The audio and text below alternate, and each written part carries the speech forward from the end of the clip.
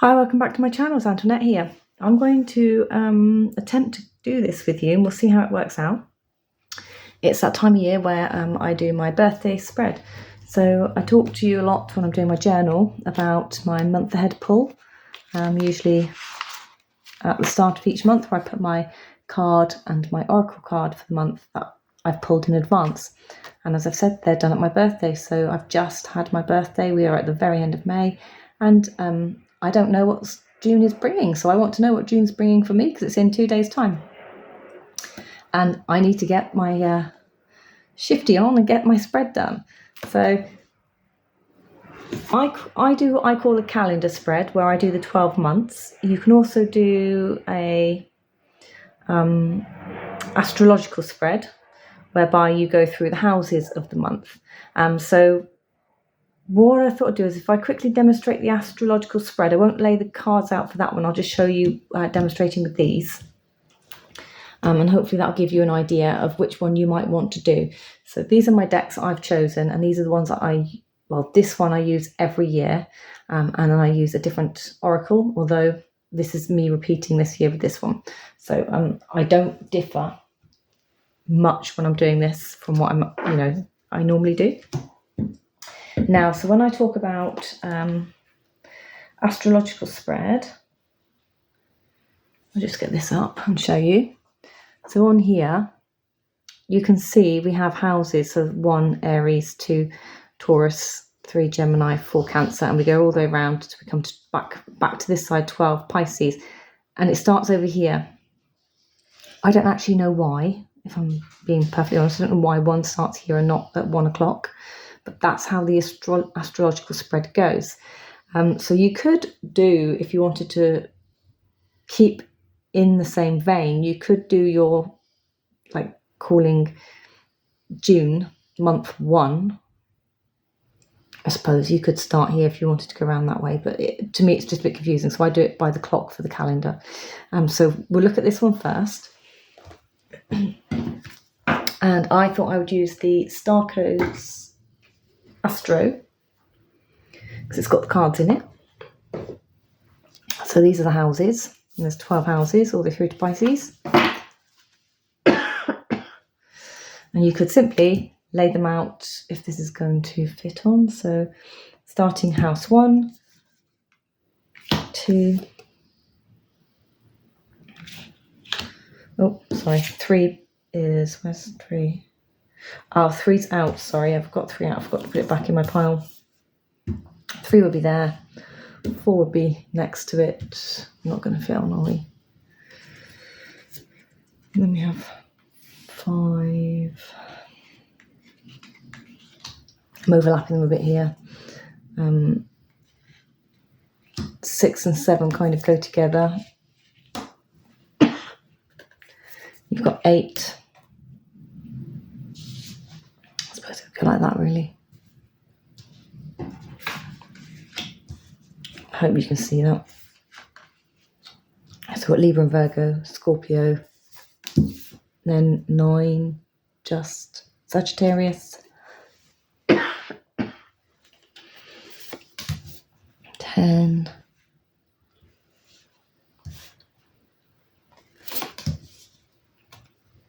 11 and 12. It's not quite worked out quite right, is it?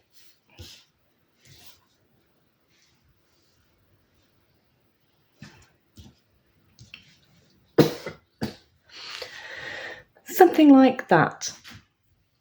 And then that gives you where the houses are, and then you can lay your tarot on top or your oracle cards that you choose to go on top.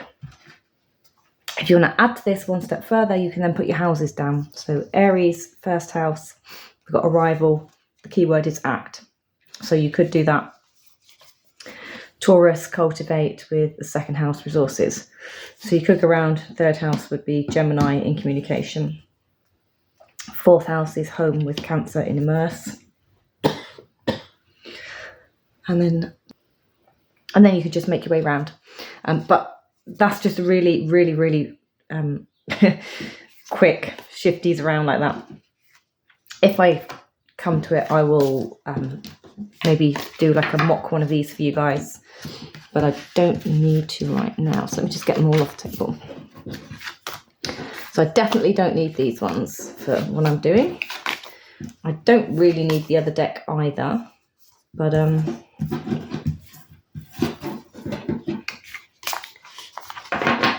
I will put them down so you can see what's going on. So it's ignore the houses. I'm just going to use them as 1 to 12. So starting at 1 o'clock and 2 o'clock, 3, 4, 5, 6, 7, 8, 9, 10. Oh, I've done it wrong then. 12. Sorry, it's because I've got one out. Let me just shift them all around. 6. So 6 o'clock, 5, 4. Third house. There we go. So I took it out. So that is my calendar or clock as per the months. So I'm starting at 1 o'clock because 1 o'clock is going to be June. So June, July, August, September, October, November, December, January, February, March, April, May. So that's one way to do it. Or knowing that the 4th house is June, I could shift it all around again and do it that way, if that makes sense. So I could do 1, 2, 3.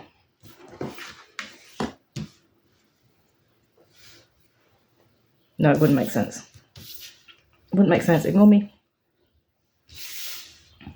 Leave it like that because I'm just going with the numbers on the card, not the houses. Because we're not doing astrology, because houses shift astrologically, not monthly. Okay. Next is my cards. So it goes a little something like this. On my solar return, I do so June to May, birthday spread. I note what cards I'm using. I do an overall energy with each card, and I also then do one for every month, as I've shown you. I write it all down. This will sit here for a couple of days while I write out everything I want to know for each month, and I will also take a picture and stick it in. So that is what last year's looked like. And it will look something similar this year.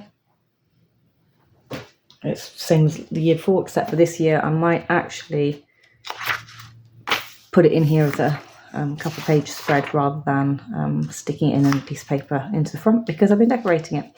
So we'll see how that goes. Right. Now I've shuffled my deck and put my intention into my deck already, basically asking for the cards that I need for the month. So for this, it is Colette Baron-Reid's Good Tarot. Can't tell you why, but this is the deck for this. This is it. I won't mess with what works, and this works. Creature of habit with certain things. So I have shuffled it, and I'm just going to now see what 12 cards want to come out for me. And I'm just going to put them kind of where they need to be.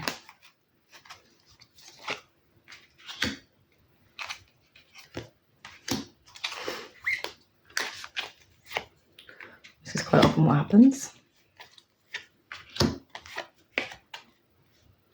Oh, it's that one. So I'm just randomly touching cards, and if one says me, then it's that one. And they kind of come in order for me. So sometimes it's coming back up, sometimes it's going back down. And this is weirdly how I do it. So it's that one.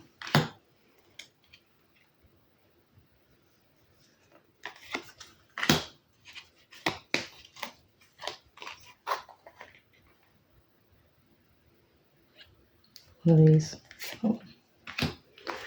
I need one for the overall energy. That one. Right, next. Here's the Oracle, the Enchanted Maps Oracle, again by Colette Baron-Reid this time. Now the other one that I swear by for this is Sacred Destiny. it's a nice accompaniment to this deck, and the messages rang so beautifully last time, or the couple of times I used it before this, a few years ago. I'm contemplating throwing this on top just to see if it works, but I'm not sure, because Colette Baron-Reid's books are great for guidance as well. And last year when I used this is because I've been using it and working with it quite closely at the time. So again, one card to accompany each.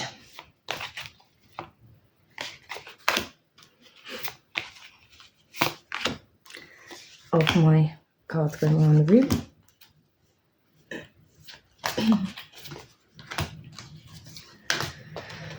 Oh, I hope this cough goes soon.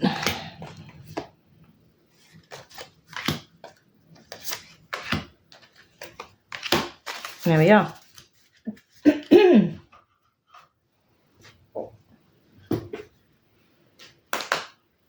Right. Okay, so let's see what we've got. I'll start here. So this is going to be 1 o'clock June. Queen of Fire with Stormy Fields. So what's the best way for you all to see what's going on? This next question, because it's going to be a very big spread. As I said, it takes up a lot of room. And when I get going, first house. Let's do it that way, shall we? I'm just going to have to see how we go.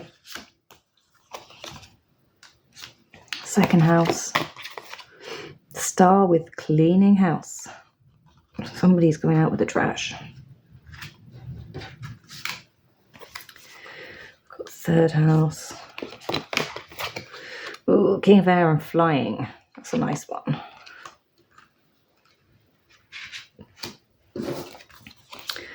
Fourth house. Queen of Air and Balancing Act.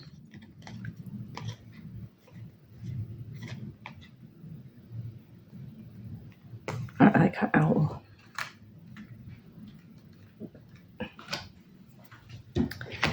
Okay, fifth house. King of Fire and Rock Bottom. So you can see why this takes a little while for me to kind of like sit down and decide, especially when it's personal, it's for me. So my sixth house. Four of Fire and Field of Dreams. Now, I'm not going to go through and give you all the meanings to these. Patience and Magic Stream, but what you can do is keep an eye out for my journal updates and videos over the next 12 months, and you'll see each of my cards and the meanings unravel as they go. Because as I said, this will sit down for a couple of days, and I certainly can't do that right now. Messenger of Air and Into the Unknown. I think it's this deck that's started off my infatuation with. That's position 8. Started my infatuation with a lot of unusual looking artwork lately, like surreal artwork. That's what I mean. So we've got King of Water with Peaks of Joy. That's a nice balance with Earth and Air, Earth and Water. 10th house, 8 of Earth and Ghostlands. I keep my tarot in the centre, and then my oracle goes to the outside of the spread. So although I would read it that way around, I lay them that way around. It's just me. 11th house, King of Earth with Commitment. It's my star. Maybe I'll get a new job. And then at 12 o'clock, 12 o'clock, 2 of Fire and Encouragement. And interesting that they're both giraffes. First thing that, jumps out to me. Right. Let's see. I'll just unclip you, sorry. I put you on. Okay, so just to give you an idea, I will spread this out neater than this for my picture. But there's the spread. in its whole entirety, so it's a big one. I haven't opened up the middle ones yet. Oh, there's Miss Marjorie.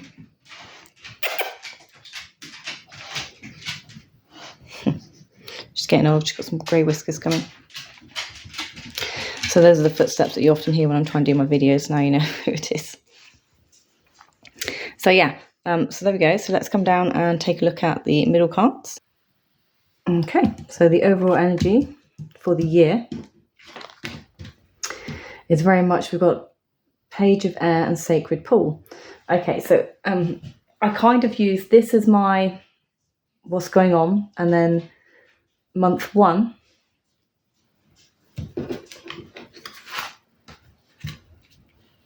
is kind of how it's influencing, I suppose, how this is going to influence month 1 and what we're going to get in month 1. So Page of Air and Sacred Pool, as I said, I do use a book. Why wouldn't I? I mean, it's Page of Air. We already know that it's about learning, so it's about a new something, you know, jumping off on a new page, a new book, a new chapter. We know it's going to be about communication. We know it's going to be, you know, some kind of books or something. Right, you think I would know where it is? There we go. Page of Air. So here's how Colette lays out her books for these ones. That's it. Page of Air. So we've got new ideas, theory, not yet proven, curiosity, new focus. So calls for greater investigation as we've only scratched the surface. I don't really know. That's interesting. If I explore this way of thinking, what can I learn? So there's some like jumping off points for working with the card to go with keywords. So the two that obviously for me jumped out is calls for greater investigation and what can I learn, were the two bits that jumped out for me for using for that card. So to me, it feels like it's going to be a year of what can I learn. And then for the Sacred Pool is number 47.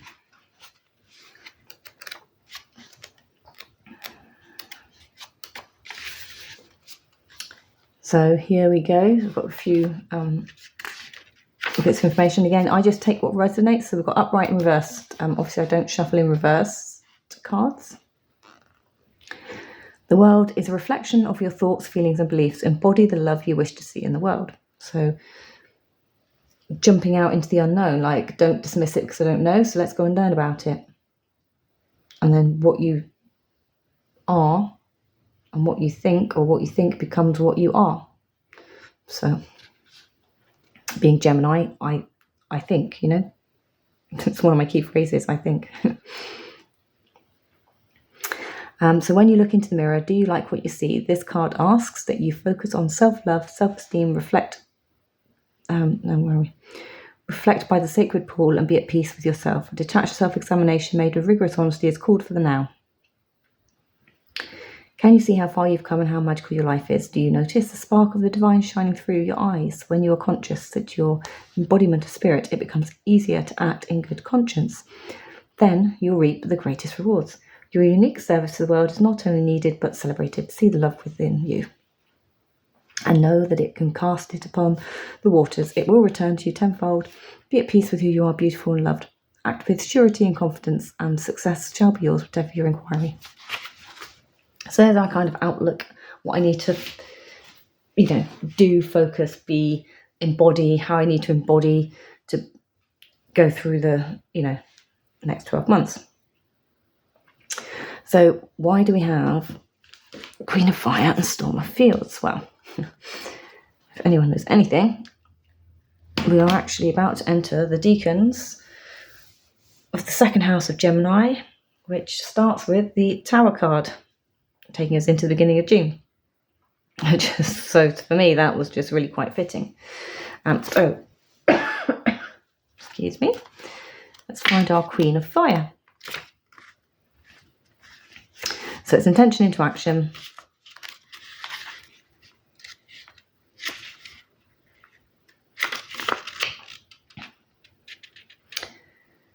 We've got soul connections, passion inspired by spirit, artists, creative collaborations. I'm capable of strong friendships that inspire me and encourage me to express myself within my own way. I co-create with others. How might I join the dance of co-creation, letting spirit flow through me and inspire me to express my passions with Stormfields? I'm thinking we're looking more at friendships and co-creating with our stormy fields. So let's take a look at stormy fields. Number 9. You can see why this takes a long time and why I'm not going to do the whole spread with you. And again, after I've ruminated on it all, I make my little notes and I snippet it right down to 1 to 2 sentences per card. Stormfields, this too shall pass. An uncomfortable chaos is surrounding you. Things that you've left unattended may be the cause of some conflict. Pent-up energy needs releasing. Just as a storm, nature must break for these events to occur when the electricity between opposing forces stirs up and creates temporary disorder. Not all storms are destructive. Rather, they serve nature by bringing rain to the ground and wind to the trees, so enabling seeds to be widely distributed and continuous growth to be ensured. Just remember, whatever is being stirred up inside you or between you and another will benefit you later. The sun will shine again and new growth will be observed. Don't be afraid to shake things up a little.